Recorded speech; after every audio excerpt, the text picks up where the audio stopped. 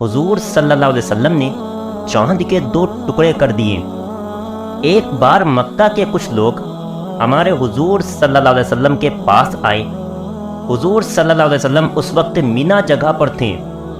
کچھ غیر مسلم لوگوں نے ہمارے حضور صلی اللہ علیہ وسلم سے آ کر کہا کہ اگر آپ سچے نبی ہو تو اپنے نبی ہونے کی کوئی نشانی دکھاؤ۔ رات کا وقت تھا، آسمان میں 14ویں رات کا چاند چمک رہا تھا۔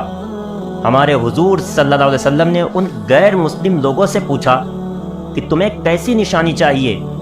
تو ان لوگوں نے چاند کی طرف اشارہ کرتے ہوئے کہا کہ اگر آپ سچے نبی ہو تو اس چاند کے 2 ٹکڑے کر کے دکھاؤ۔ اگر آپ ایسا کر دو گے تو ہم لوگ آپ کو اپنا نبی مان لیں گے۔ وہ غیر مسلم یہ سوال کر کے بہت خوش ہو رہے تھے کہ آج تو محمد اپنی ہار مان جائیں گے اور پھر خود کو نبی کہنا چھوڑ دیں گے، اور ہم اس بات کو لے کر انہیں لوگوں میں بدنام کریں گے کہ ہم نے ایک چیز کا مطالبہ کیا اور وہ اسے پورا نہ کر پائیں تو پھر وہ کیسے نبی ہیں؟ لیکن اسی وقت حضور صلی اللہ علیہ وسلم نے اللہ سے دعا کی کہ اے اللہ، یہ مکہ کے لوگ مجھ سے ایک چیز کا مطالبہ کر رہے ہیں اور وہ کام آپ کے لیے بہت آسان ہے۔ اللہ نے اسی وقت ہمارے حضور صلی اللہ علیہ وسلم کی طرف ایک فرشتے کو بھیج کر کہا کہ اے میرے پیارے نبی، آپ چاند کی طرف اپنی انگلیوں سے اشارہ کریں اور پھر دیکھیں کہ کیسے اس چاند کے 2 ٹکڑے ہوتے ہیں۔ ہمارے حضور صلی اللہ علیہ وسلم نے چاند کی طرف اپنی انگلی سے اشارہ کیا تو اچانک چاند بیچ سے ٹوٹنے لگا، اور پھر دیکھتے ہی دیکھتے اس کے 2 ٹکڑے ہو گئے۔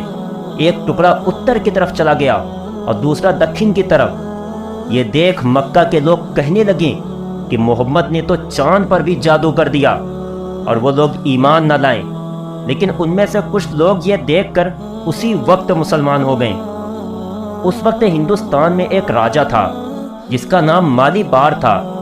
اس رات وہ راجہ اپنے محل کی چھت پر ٹہل رہا تھا کہ تبھی اس کی نظر چاند کے 2 ٹکڑوں پر پڑی تو وہ حیران رہ گیا اور لوگوں سے معلوم کیا کہ ایسا کیوں ہوا تھا، تو کوئی اسے صحیح خبر نہ دے سکا۔ کچھ دنوں کے بعد ایک بہت بڑے گیانی آدمی نے آ کر راجہ کو بتایا کہ اے راجہ، خبروں سے معلوم ہوا ہے کہ عرب کے دیش میں ایک آدمی ہے جو خود کو نبی کہتا ہے، اور جس رات چاند کے 2 ٹکڑے ہوئے تھے تو اسی رات اس کے شہر کے کچھ لوگوں نے آ کر اس سے کہا تھا کہ تم چاند کے 2 ٹکڑے کر دو تو ہم تمہیں نبی مان لیں گے۔